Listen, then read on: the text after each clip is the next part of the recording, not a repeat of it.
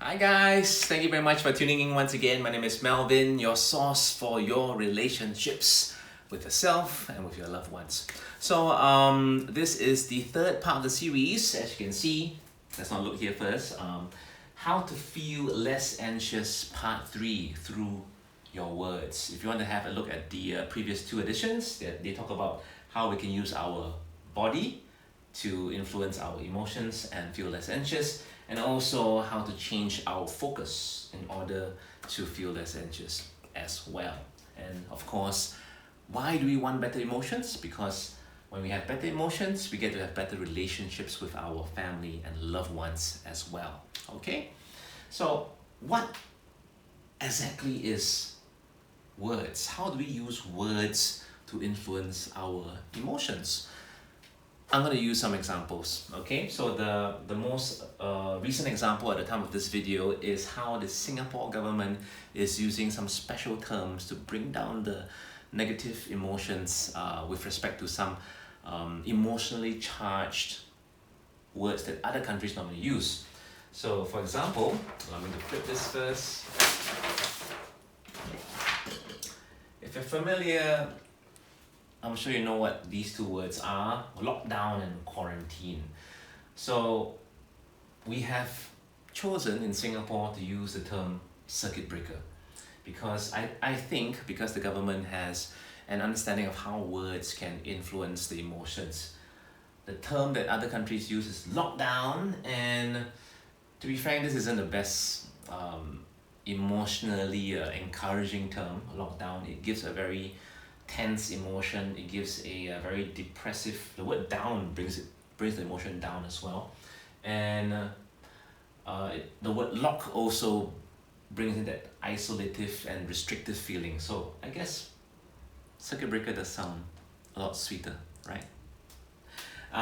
Next will be quarantine. Quarantine is also, it feels like a very medical and negative term, and we have chosen to use stay home notice. So if you simply look on the left, these are the generic terms that are being used worldwide, and they have a little bit of a negative connotation to them. And when you take a look on the right hand side, you can see that the words used are more neutral, or maybe even it minimizes the negativity to it. Damn it. So yeah, circuit breaker is very neutral. I have no emotions attached to the word circuit breaker. I have no idea how they came up with it though. Yeah, circuit breaker, interesting, right? And stay home notice just sounds so relaxing. You have a notice to stay home. Stay home, yes, stay home. Even though a lot of the stay home notice is not served at home. Interesting, right? So think about some of the words that you use on a regular basis, because these words influence our emotions, and the words we choose to use can change the way we feel. So here are some very common terms that we use around in Southeast Asia, Singapore, Malaysia. I'm not sure where else. For example, FML, which is a profanity, my life. FML. So when you say that, then of course it feels negative, it feels more stronger. And sometimes we say, oh, jialat lah, jialat. Wow, jialat, jialat, jialat, jialat, jialat. So think of how you can reduce the emotion of it by changing the words. And also we have, for example, I'm so scared. So if I could try, I would try something like jialat. What would I use? I would say it could be worse. Yeah, it could be worse. Yeah, so it could be worse instead of FML, jialat lah, how. You could use like, it could be worse. Sounds so classy, it could be worse. And I'm so scared, it could be we could change the language to something like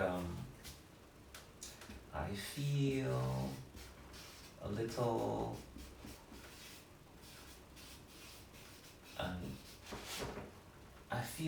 uneasy. Yeah, I feel a little uneasy.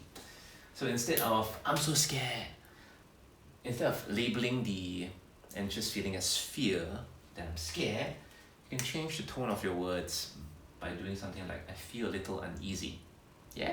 So it feels different. I feel uneasy.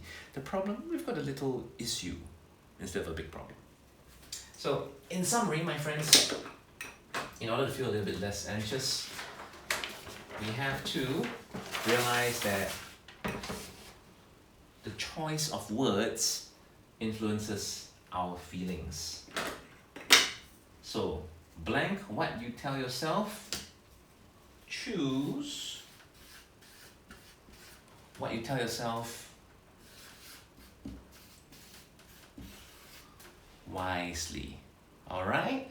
So, if you like this video, please help to like, subscribe, and ring that bell. And yeah, I look forward to seeing you in the next videos. Tell me what you think about what you've just seen.